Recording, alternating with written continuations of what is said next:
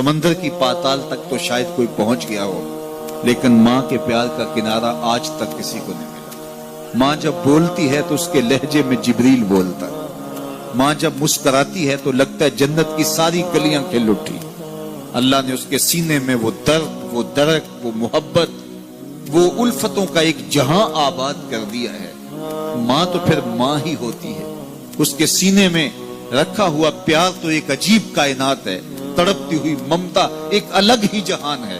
कभी आपने देखा हो कि बच्चा घर से निकलता है, दुनिया की बड़ी बड़ी दानिशगाहों में उसका इंतजार हो रहा होता है, लोगों को अक्लो बीनश सिखाने जा रहा होता है, उसकी एक एक बात को लोग मोतियों की तरह झोलियों में डालते हैं, और दुनिया की दानिशगाहों में, यूनिवर्सिटियों में और दरसगाहों में लोग उसके मोतियों जैसे जुमले सुनने के लिए बेताब होते हैं कि ये अक्लो बीनश का मुरक्का है, ये फहमो इदराक का पहाड़ है, इसकी बातें जिंदगी गुजारने का गुर सिखाती हैं।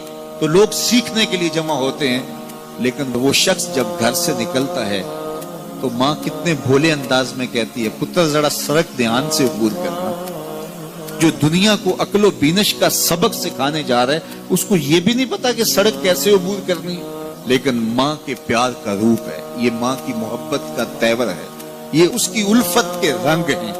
और जब तक बच्चा घर पलट नहीं आता, बेटा वापस नहीं पहुंच जाता, माँ के दिल में खटका रहता है और वसवास में रहती है, और बेटे के लिए दुआएं मांगती रहती है कि मेरा बेटा खैर से घर पलट आए। माँ के सीने में इतना प्यार क्यों है? दुख झेल लेती है, तकलीफें गवारा कर लेती है।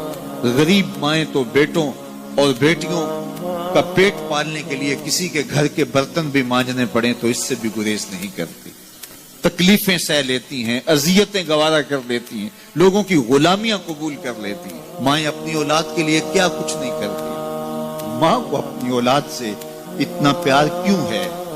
एक ही जवाब है, इसलिए कि माँ ने औलाद को जन्म दिया है। मेरे जुमले को दिल के कानों से सुनना, जिस माँ ने जन्म दिया है वो इतना प्यार करती है, तो जिस रब ने खलक दिया है वो कितना प्यार करता है। जन्म देने वाली के प्यार का ठिकाना कोई नहीं, तो जो खलक करने वाला है उसके प्यार का अंदाजा कौन कर सकता? तो माँ गवारा नहीं करती कि मेरा बेटा भूखा रहे, तकलीफ में रहे, बेटा भूख में तड़पे, तो माँ बेचैन हो जाती है। तो जो 70 माओं से ज्यादा प्यार करता है, उसने कैसे गवारा कर लिया कि मेरा बंदा भूखा रहे?